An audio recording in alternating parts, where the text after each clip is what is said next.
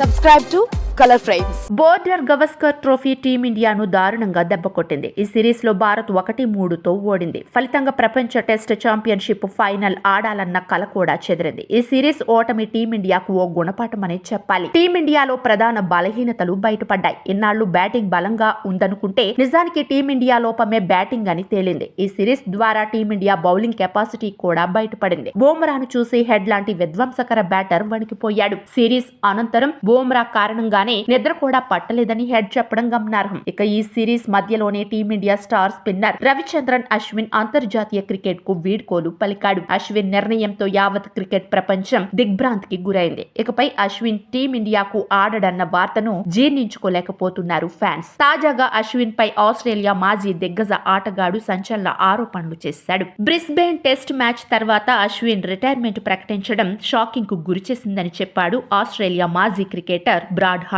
అశ్విన్ ను బెంచ్ పై ఉంచడం వల్లే తాను ఈ నిర్ణయం తీసుకున్నాడని బ్రాడ్ చెప్పాడు. అశ్విన్ రిటైర్మెంట్ గురించి అభిమానులకు తెలియని ఎన్నో రహస్యాలు ఉన్నట్లు బ్రాడ్ హార్డిన్ చేసిన ఈ కామెంట్స్ హాట్ టాపిక్ గా మారాయి. అశ్విన్ రిటైర్మెంట్ ని మర్చిపోయిన ఫ్యాన్స్ ని బ్రాడ్ వ్యాఖ్యలు మళ్లీ ఆలోచింపజేస్తున్నాయి. అడిలైడ్ లో జరిగిన రెండో టెస్ట్ మ్యాచ్ లో అశ్విన్ కు ఆడే అవకాశం వచ్చింది. పెర్త్ టెస్ట్ తర్వాత అతను వాషింగ్టన్ సుందర్ స్థానంలో అడిలైడ్ టెస్ట్ లో ప్రవేశించాడు. మూడో టెస్టులో అశ్విన్ స్థానంలో రవీంద్ర జడేజాకు మళ్లీ అవకాశం లభించింది. అయితే అడిలైడ్ టెస్ట్ మ్యాచ్ డ్రాగా ముగిసింది. ఆ తర్వాత అశ్విన్ అంతర్జాతీయ క్రికెట్ కు రిటైర్మెంట్ ప్రకటించాడు. వీడియో మీకు నచ్చినట్లయితే ప్లీజ్ లైక్ చేయండి, షేర్ చేయండి, కామెంట్ చేయండి.